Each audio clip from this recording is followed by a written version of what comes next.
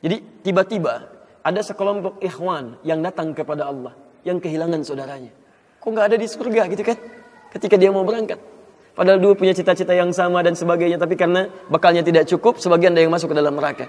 Tiba-tiba mengatakan kepada Allah dengan permohonan yang sangat, ya Allah, saya kehilangan saudara saya. Ya Allah, saya kehilangan saudara saya. Ya Allah, dulu kami puasa sama-sama. Ya Allah, dulu kami sholat sama-sama. Ya Allah, dulu kami ibadah sama-sama. Ya Rabb, kami tidak temukan dia di sini. Ya Allah, mohon, terus mohon. Sampai ketika puncak pada permohonannya, tiba-tiba Allah berfirman, akhriju man araftum. Hei para malaikat, keluarkan orang yang dikenali oleh orang-orang ini, yang disebutkan tadi. Keluarkan mereka dari neraka. Tiba-tiba dikeluarkan. Bertemulah orang-orang ini dengan temannya. Sampai Allah kemudian dengan rahmatnya katakan lagi, akhriju man kana fi qalbihi mithqala dzarratin minal iman. Keluarkan sampai yang ada titik terkecil iman dalam hatinya, keluarkan dari neraka. Sampai mereka kemudian dikeluarkan dalam keadaan gosong, sudah mulai terbakar habis dan dimasukkan ke dalam surga kemudian. Setelah selesai hisabnya di dalam nerakanya, dikeluarkan dari situ.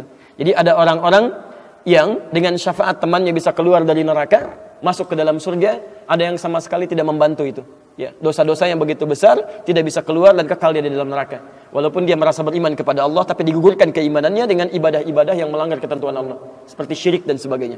Tapi poinnya adalah tiba-tiba ada segolongan teman yang memohon kepada Allah Subhanahu wa taala, ya Allah, kami puasa sama-sama, kami ibadah sama-sama, kami sholat sama-sama ya Allah, cuman saya enggak temukan dia di sini. Itu indah. Nah, permohonan sesuatu untuk melengkapkan pada yang kurang disebut dengan syafa' namanya. Pelengkap yang kurang disebut dengan syafa'. Makanya di tarawih itu ada salat syafa'. Antum salat 11 rakaat, 2 rakaat penyempurnanya yang ke-10 disebut dengan syafa', 1 rakaat akhirnya disebut dengan witir. Ya, ada teman yang merasakan ada yang kurang nih ya Allah, begitu saya masuk. Teman saya enggak ikut, saya ingin dilengkapi dengan itu ya Allah. Baik, permohonan untuk menggenapkan sesuatu yang kurang dengan sifat yang sangat memohon luar biasa, maka kalimatnya dirubah dari syafa' menjadi ditambah tak di ujungnya dengan alif di tengahnya. Jadi syafa'ah. Baik. Saya mau akhiri ya, karena ini sebenarnya tidak banyak bahasannya. Siapa orang-orang ini? Itu yang disebut dengan ikhwan. Makanya ketika ayat Qur'annya mengatakan wa kuntum ala syafa hufratin minan nari fa anqadhakum minha. Dan kalian sudah ada bahkan yang sudah mau di bibir neraka itu. Karena ketika diangkat itu oleh Allah Subhanahu wa taala dengan perintahnya, ya diperintahkan oleh Allah. Tayyib, dalam bahasa hadisnya ada yang diangkat baru neraka itu masuk ke kakinya sampai ke betisnya. Ada yang sudah masuk sampai ke punggungnya. Ada yang sudah ke lehernya dan ada yang sudah tenggelam di dalamnya. Tayyib, jadi ada yang baru di bibir neraka diangkat. Ada yang baru sudah mau masuk ke neraka diangkat, ada yang sudah tenggelam diangkat. Jadi macam-macam. Ya fa asbahtum bi ni'mati ikhwana. Siapa yang bisa mengangkat itu semua? Di antaranya Allah berikan nikmat kepada Anda dengan dapatnya ikhwan-ikhwan dalam kehidupan. Cuma itu yang bisa menolong Anda di hari akhirat, teman-teman terbaik selain syafaat-syafaat yang lainnya. Ada orang mendekat kepada Al-Qur'an, ada orang sering bersalawat kepada Nabi, ada orang mendekat pada hukum-hukum Allah. Ada orang-orang yang belum bisa maksimal menunaikan itu semua, dia cari teman-teman yang soleh yang menunjukkan pada kebaikan-kebaikan. Bukankah sering Anda dapati seperti itu? Mungkin Anda bersahabat dengan teman yang tingkat ibadahnya jauh di atas Anda. Anda masih sibuk dengan urusan dunia, tapi masih menunaikan sholat, masih puasa. Tapi karena kesibukan dunia Anda, Masya Allah, kurang bekal ibadah Anda.